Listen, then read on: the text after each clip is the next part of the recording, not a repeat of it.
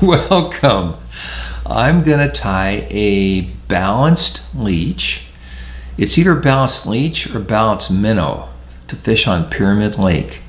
And apparently the distinguishing feature is the size. If they're little, they're balanced leeches. If they're bigger, they're balanced minnows. Let's get started.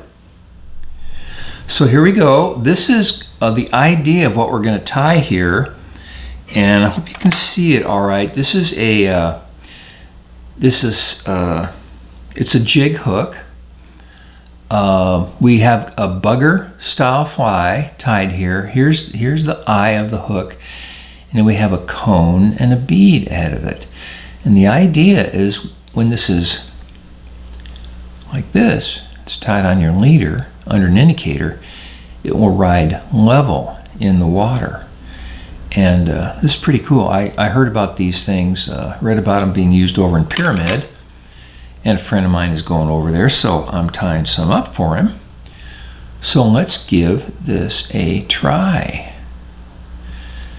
Now you can use a variety of hooks. This happens to be a Daiichi hook, and I have here, it's a little pin with a flat head on it, and I have a brass bead and then a glass bead. And I'm going to attach this with a little bit extra forward. So now I'm looking around for some thread. Let me get some thread started first. These are really pretty cool looking flies, and it's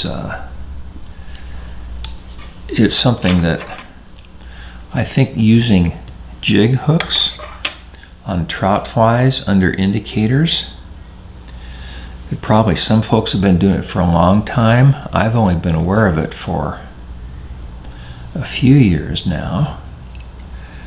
Been very popular, very effective. Now if you wanted to, you could put that pin right up against the edge. What this is going to do here is it's going to extend the body a little bit forward, and my hope is that we're going to achieve about the right balance here. Put a little cement on this base. Got some marabou here. This is Spirit River UV2 marabou.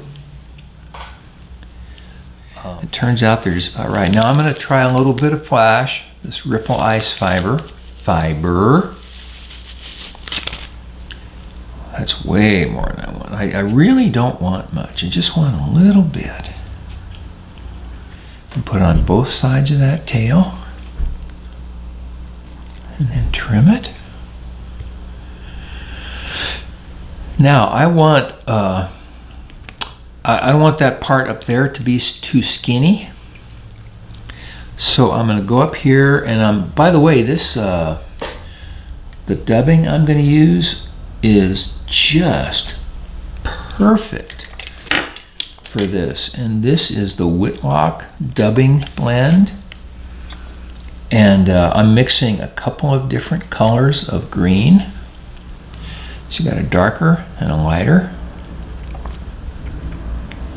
And this is just really nice. It's not that there aren't other nice dubbings as well. I've got a little bit of extra. I'm going to put some gray up front here. And so all I'm doing here is I'm trying to build up that base where that pin was so skinny.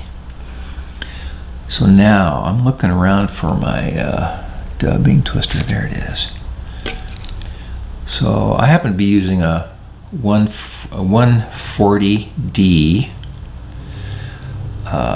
Danville's thread. I think it's olive. I think you have lots of options for the thread you could use. There's nothing magic about that. You're not going to have to reef on this real hard, so you could use. So I don't know if you can see that at all, but I'm starting to twist that up. And I'm not going to twist it up too tight. I'm going to pull out a little bit of the extras, but not all of it. And I'm going to put a little bit of cement down. And some of the magic with this dubbing material comes after I wind it on. Now I'm going to bring my thread forward. Going around. So a friend of mine is going over to Pyramid in a couple weeks, 3-4 weeks. He's really excited to be trying out some of these flies. And they of course I looked them up and they really look nice. So I want it to be just a little bit fuller there. You know, when you get lucky, you get just the right amount of material on your loop, but when you're not totally lucky, you need to add. So I've just added a little bit right at the very end there. Over it once, over it twice, trim. So you'll notice that there's a little bead here, and you can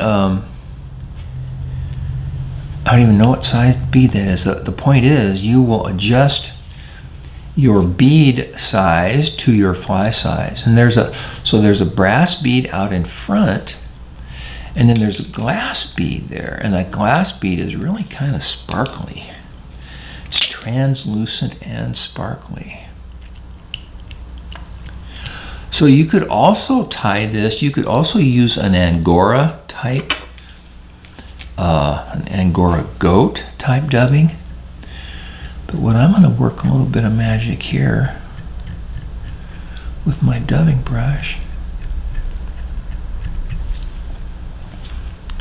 So if you wanted to, you could palmer a say some kind of a hackle over this body like we do with a conventional bugger. I'm just going to work this just until I've decided it's just right. So there you have it. Now the folks at Fish Pyramid, they of course they use all sorts of colors, and this is how this fly. And some people, you notice this bead is on backwards. Normally on a hook you'd have this end facing back this way. Some people specify you should put the bead on backwards so that this flat end fits with the pin, and then they put the bead on. You know, and you could have 2 brass beads, or you'd have hot pink or something like that. Here's where the eye of the hook is, and this is going to balance under your indicator, and a really large fish is going to come along and eat it.